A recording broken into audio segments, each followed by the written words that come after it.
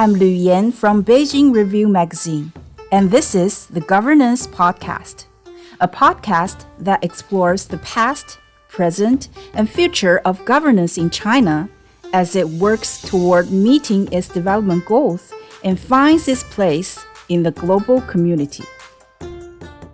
With 9% of the world's arable land, China has to support nearly 20% of the global population.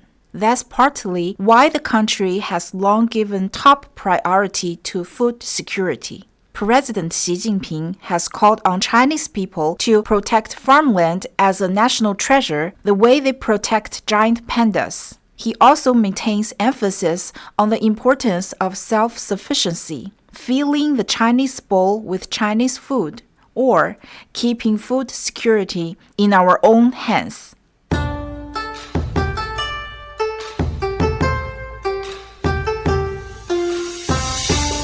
In this episode of the Governance Podcast, we will talk to Gao Yun, a research fellow at the Institute of Agricultural Economics and Development of the Chinese Academy of Agricultural Sciences, and Thiago Petro, a Brazilian student at the College of International Development and Global Agriculture at China Agricultural University, to gain insights into President Xi's thoughts on securing China's food supplies. Hi, Gao Yun. Thank you for joining our podcast. Traditionally, China has considered starches such as grains, beans, potatoes, and sweet potatoes to be its staple foods, making up the main portion of people's diets.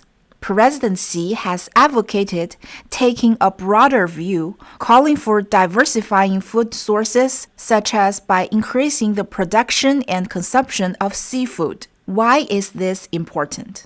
As the composition of diets has improved in both rural and urban areas, the ratio of starch foods to total food consumption has gradually decreased, while the consumption of animal-based foods such as meat, eggs, and milk has steadily increased. In addition to farmland, China has a wealth and diversity of environments capable of producing food, including forests, grasslands, and waterways. China has 230 million hectares of forests, capable of producing a large amount of forest vegetables, fruit, oilseeds, and animal products. Bamboo shoots, walnuts, chestnuts, and tea oil, which we are familiar with, has long been traditional foods for Chinese people. China is the second largest grassland country in the world. Grasslands can provide high-quality livestock products and also produce forage, providing stable, high-quality feed for raising livestock. China also has 27 million hectares of freshwater aquaculture bases in inland areas and 473 million hectares of marine aquaculture, making it the world's largest producer and exporter of aquatic products. Calling for diversifying and expanding food sources from traditional farmland to these environments is an effective way to improve the supply of food and break through the hard constraints of resources and environment. It also assists in meeting demand for diversified, refined, nutritious, and environmentally friendly food. For example, seafood and fish are suitable for people who need to protect their cardiovascular system, promote brain development, and protect vision, especially children and the elderly. Shrimp is a suitable food for people who need a high-protein, low-fat diet. The concept of diversifying China's diet has also opened up new ideas for food manufacturing, such as establishing a food protein resource supply system based on efficient biological manufacturing of microproteins and replacing traditional agricultural production methods through factory fermentation production. These technologies and techniques could all become future sources of food. The diversification of China's food sources is in line with the diversification of diets that began decades ago and remains in progress. It facilitates the transition from providing adequate food to providing nutritious, healthy, and high-quality food. President Xi has reiterated the total area of China's cultivated land must stay above the red line of 120 million hectares. Why does such a red line exist? The red line of 120 million hectares of cultivated land ensures that China's food security is not highly reliant on the international market.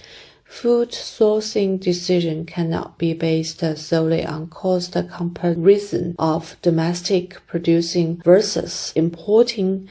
Currently, conventional and unconventional factors such as geopolitical conflicts, trade protectionism, and extreme weather are intertwined, leading to increased uncertainty risks in the global food industry chain and supply chain. As a country with a population of 1.4 billion, ensuring food security is an important foundation for achieving China's economic development, social stability, and national security. Another important reason for maintaining a red line is that in recent years, China's urbanization rate has continued to increase, reaching 67% by the end of 2024. That means cities are still expanding, placing increasing pressure on farmland and necessitating nationally mandated protections. Agriculture authorities are also working to improve the quality of existing farmland to increase yields. How does China balance urbanization and farmland protection? Balancing urbanization and farmland protection is a problem faced by many countries as they develop economically, and the main way to solve this problem is through intensive land use.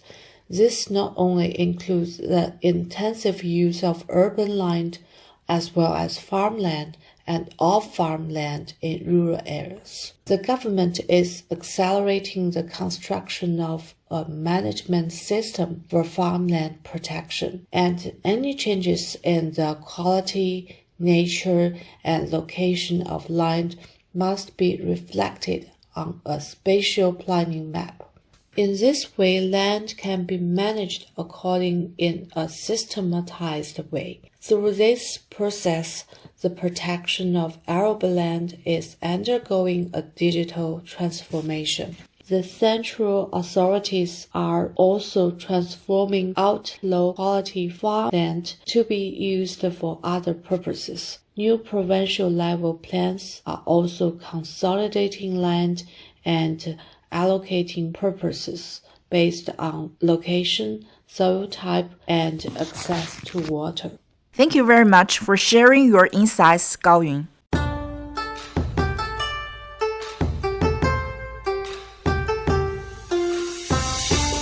So, Thiago Petro, why did you choose to study agriculture in China? I choose to study in China because China is currently one of the largest commercial partners for Brazil in the agricultural sector, and the agricultural trade between these two countries are very important. It plays a fundamental role in global food security, but also in the sustainable development of both countries. Brazil has its vast natural resources and agricultural potential, and it's a key supplier of commodities such as soybean, beef, coffee, and also corn. At the same time, China has great demand and also investment capacity that can offer great opportunity for innovation for both countries. Being China and staying connected to its dynamic agricultural environment offers me a unique opportunity to enhance this bilateral relationship. It allows me to understand the Chinese agricultural policies, the market preference, sustainability goals, and also the technology advances. Brazil is a major agricultural producer. Does it face similar challenges such as ensuring food security and balancing urbanization and farmland protection? How are these challenges approached differently there and in China? Ensuring food security remains also a significant challenge in Brazil, despite the country's strong position as a global agricultural powerhouse. Its agribusiness model often prioritizes large-scale commodity production, and this focus can sometimes come with an expense of local food production that affects availability and accessibility of food for the domestic population, particularly in the most vulnerable regions. Another major challenge is finding the right balance between agricultural expansion and environmental conservation. Brazil is home of some most important ecosystems in the world, including the Amazon and the Cerrado, which right now faces ongoing threats from deforestation and land degradation driven by this agricultural expansion. Interestingly, China and Brazil treats these issues differently. China tends to have a more centralized and top-down strategy, implementing these policies and reforms through strong government coordination. And Brazil, on the other hand, often relies on bottom-up approach, involving civil society, local organizations, and more decentralized initiatives. And that's where understanding and comparing these approaches can offer valuable insights for both countries, promoting mutual learning and cooperation that can enhance food security and sustainable agriculture. What opportunities do you see for increased cooperation in agriculture between China and Latin American and Caribbean or LAC countries and developing countries at large? China is one of the world's larger importers of agricultural commodities. This economic power gives China a unique opportunity that also comes with a responsibility to drive positive changes across global agricultural value chains. When China demands higher quality standards for these products and also reinforce environmental protection criteria, encouraging traceability systems, for example, China can play a transformative role in promoting more sustainable and transparent food systems.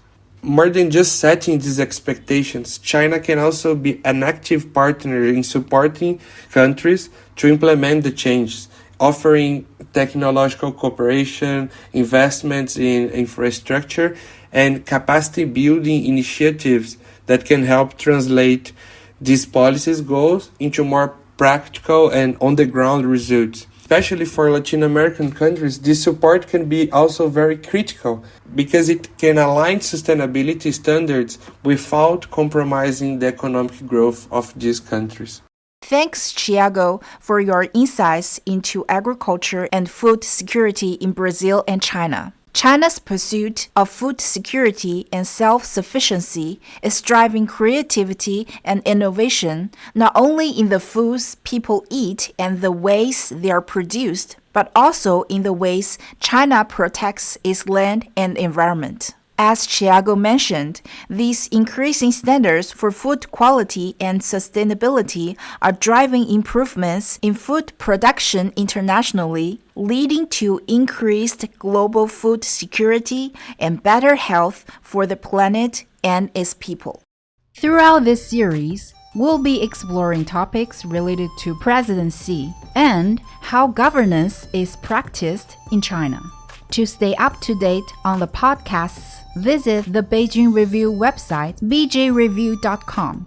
Find us on YouTube or Spotify with the tag Beijing Review, or look for us where you get your podcasts. I'm Lu Yan in Beijing. Thanks for listening to the Governance Podcast. Bye for now.